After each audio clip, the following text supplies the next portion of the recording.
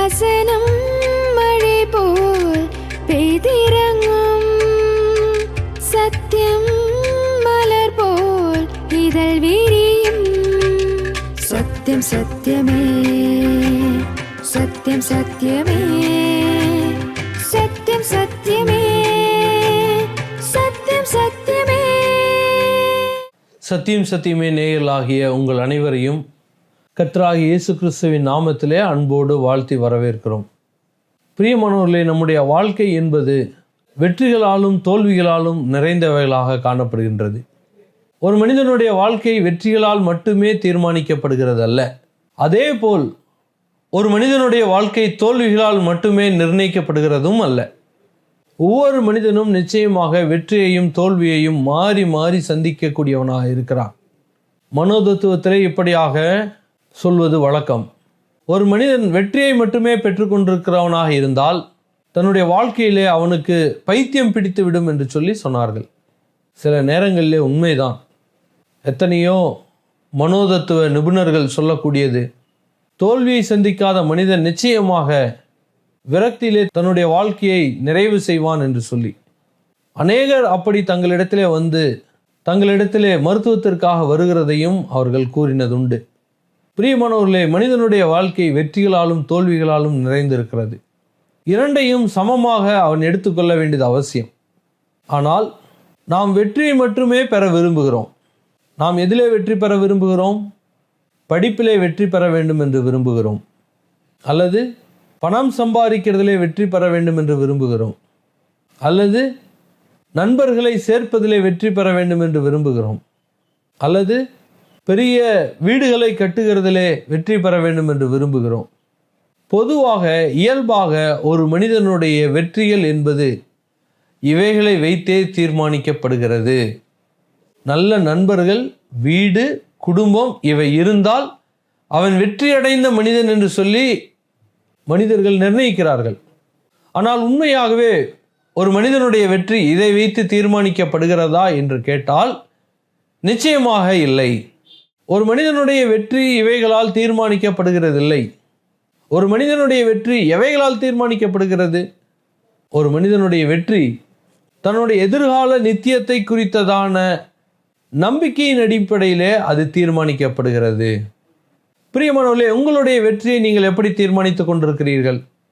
ஐயோ, எனக்கு வேலை இல்லையே, நான் தோற்று போனேன் என்று நினைக்கிறீர்களா? ஐயோ, எனக்கு ஆரோக்கியம் இல்லையே, நான் தோற்று போனேன் என்று நினைக்கிறீர்களா? நான் நினைத்த படிப்பை படிக்க முடியவில்லை, நான் தோற்று போய்விட்டேன் என்று நினைக்கிறீர்களா? நீங்கள் தோல்வியை கண்டு அஞ்சாதிருங்கள். இது தோல்வி அல்ல, இது நிஜமான தோல்வி அல்ல. மனிதனுடைய வாழ்க்கையிலே நிஜமான வெற்றி, நிஜமான தோல்வி ஒன்று உண்டு என்பதை நீங்கள் அறிந்து கொள்ள வேண்டியது அவசியம். நிஜமான வெற்றி அது மரணத்தை தாண்டினதாக இருக்கிறது. பிரியமானவர்களே, ஒரு முறை ஒரு ராஜா இருந்தார். அந்த ராஜா பல்வேறு விதமான அண்டை நாட்டுகளுடைய படையெடுப்புகளால் தொடர்ச்சியாக தோல்வியை சந்தித்து அந்த நாட்டினுடைய எல்லை பகுதிகளை மற்ற அண்டை நாட்டு ராஜாக்கள் கைப்பற்றினார்கள். இறுதியாக அந்த ராஜா ராஜ்யத்தை விட்டு ஒரு காட்டுப்பகுதிக்கு அவன் சென்று விட்டான். காட்டுப்பகுதியிலே சென்றிருந்த அந்த ராஜா ஒரு நாள் காலையிலே உட்கார்ந்திருக்கும் பொழுது தனக்கு முன்பாக ஒரு சிலந்தியானது வலை பின்னி கொண்டு இருப்பதை அவன் கண்டான். அந்த சிலந்தி ஒரு ஓடைக்கு மேலாக கிளைவிட்டிருக்கக்கூடிய ஒரு மரத்திலே அது வலை பின்னி கொண்டிருந்தது. அப்படி வலை பின்னி கொண்டிருக்கக்கூடிய அந்த நேரத்திலே திடீரென்று அதனுடைய பிடிப்பு விட்டு அது நேராக கீழே ஓடிக்கொண்டிருக்கிற ஓடை அருகே வரைக்கும் அது வந்துவிடும்.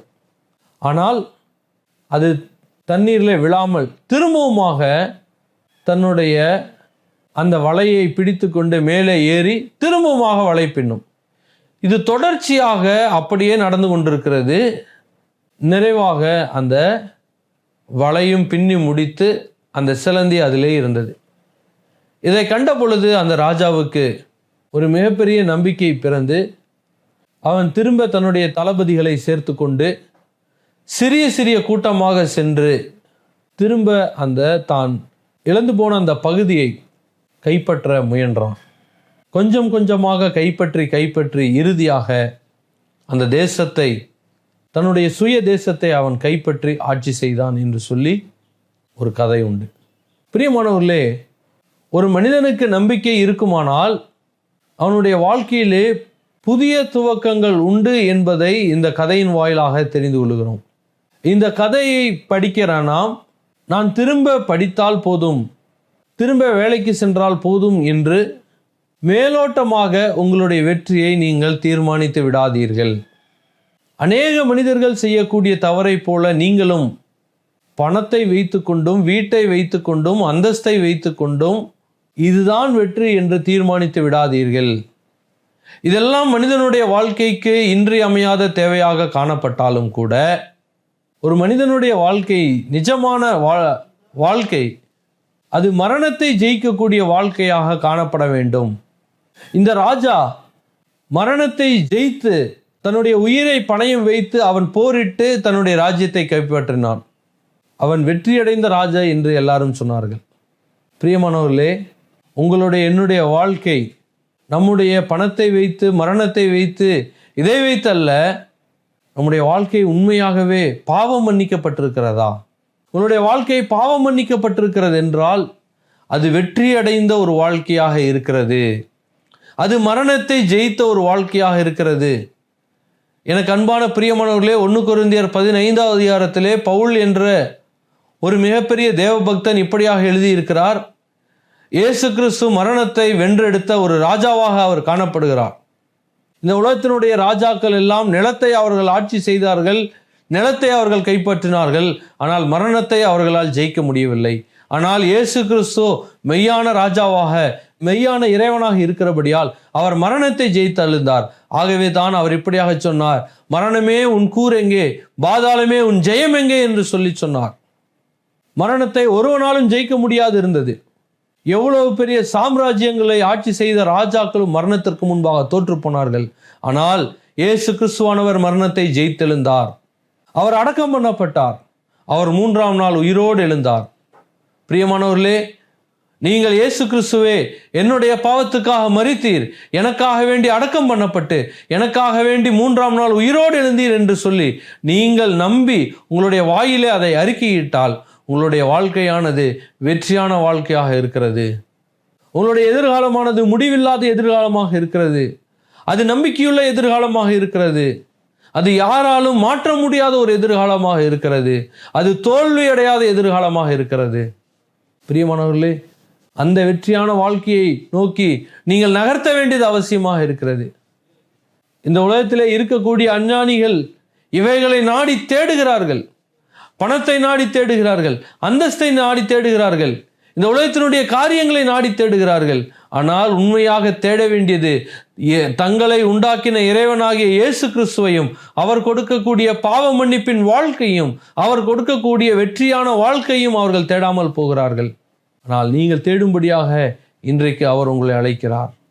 உங்களுடைய வாழ்க்கையிலே சரீரத்தில் ஆரோக்கியம் இழந்து விட்டால் நான் தோற்று போனேன் என்று நீங்கள் நினைக்க வேண்டிய அவசியம் இல்லை.